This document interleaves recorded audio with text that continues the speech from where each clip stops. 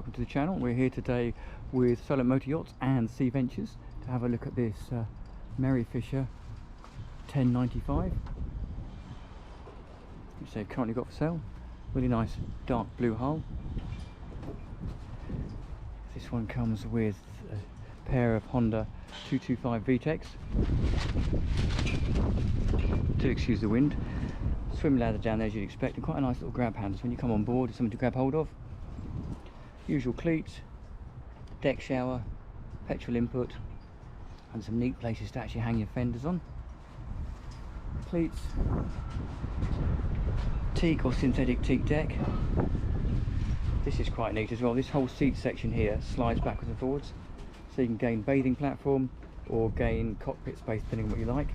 And when you're not going to use the flybridge, there's a little peg in there. That flybridge ladder lifts up and clips back in over there, so you can just get a bit more deck space. Somewhere over there for your storage. And because this is on outboards,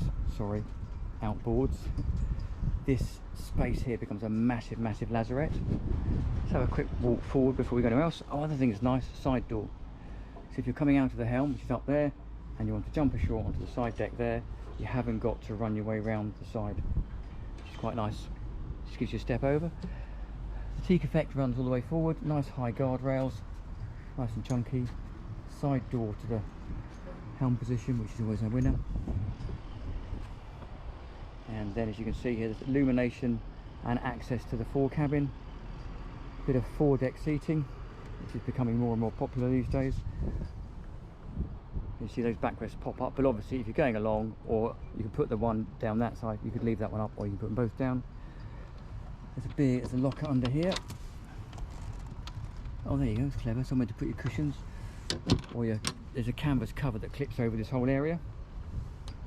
Down here we have access to the anchor chain, Lumar windlass, and fairly conventional 16 kilogram anchor. Have a walk around this deck here. So these are asymmetric decks. So what you have here is, you can see this deck is slightly narrower, and if you go down the main deck, I'll do it without falling over, two things happen. One, it's much wider, and also it drops down. And that's designed to give you more cabin space inside the boat. So whilst we're on the outside, we will pop up the ladder. Quick look upstairs onto the flybridge. Now this is not a massive boat, so quite logically it's not going to be a ginormous flybridge, but what it is a flybridge, so it does give you an extra steering position up here, which gives you fantastic visibility. So if I stand at the helm, obviously that's forward, that's looking down the port side, right the way back, and with the flybridge door open, you can see right the way back to the pontoon. So phenomenal visibility. Obviously it gives you extra sunbathing space, forward and aft. And that seat backrest, as you can see, drops down, so you can have that whole area of sunbathing. Pop that seat up, and then you've got dining, an extra dining area, and it's just somewhere to get a bit more sun, a bit more space. Conventional throttle controls, there's a Garmin navigator, you've got trim tabs, engine start and stop, and this is quite nice. What you can see through there, you've got a bow and a stern thruster, standard Lenco trim tabs, and a VHF, probably linked to the Garmin. Nice little helm seat. It's getting a bit windy, so I'm going to drop back down. This one's also got radar, which is quite nice, which links into the navigator. Put my shoes off. It's a nice little sliding door. I would imagine that's going to go back one more space as well, just so it clears coming into here.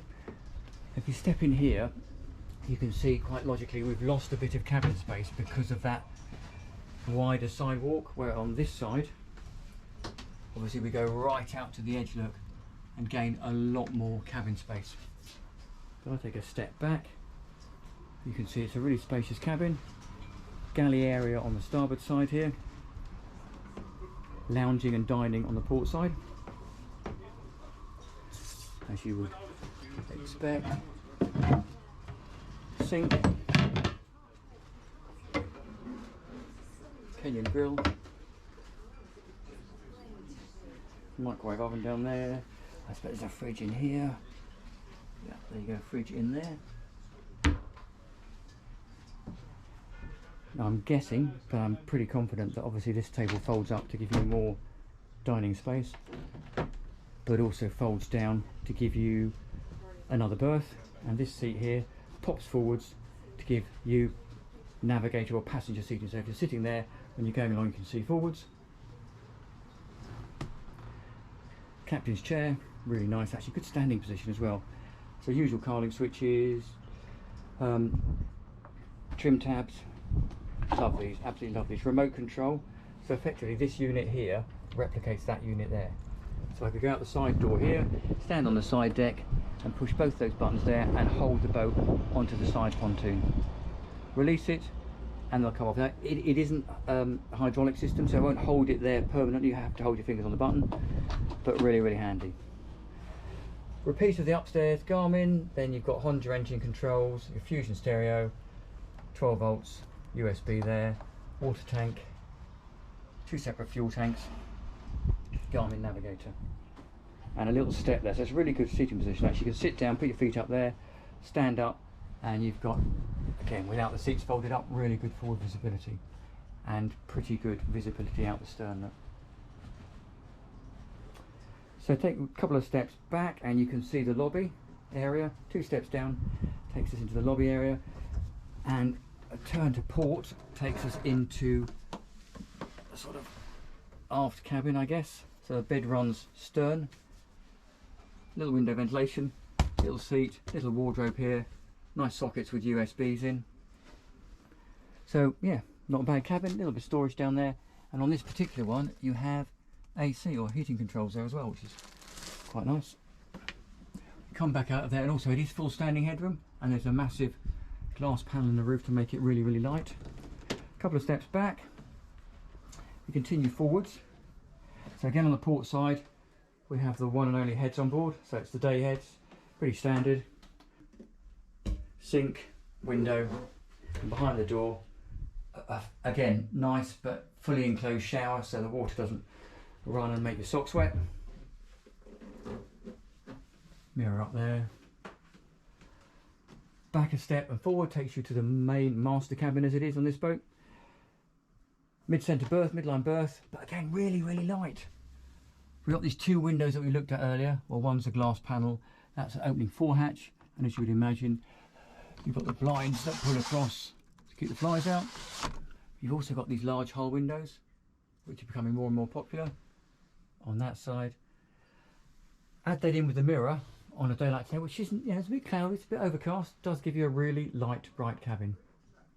And you've got storage all the way across the top here and on this side. Let's have a peek in one of them for the sake of it.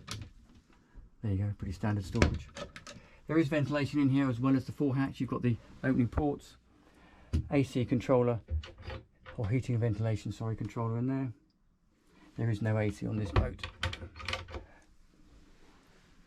And one step back takes us back into the lobby area, and then on the starboard side we have another little sort of single berth, bit of recess space up in there, and then side windows and ventilation, and behind here we have decent size domestic fridge, and which is also quite nice. So this whole panel here gains you access to behind the dash panel. So there you go, hope you've enjoyed it. Thank you Solar Motor Yachts and Sea Ventures. That is a Mary Fisher 1095. Please subscribe, see you next time round.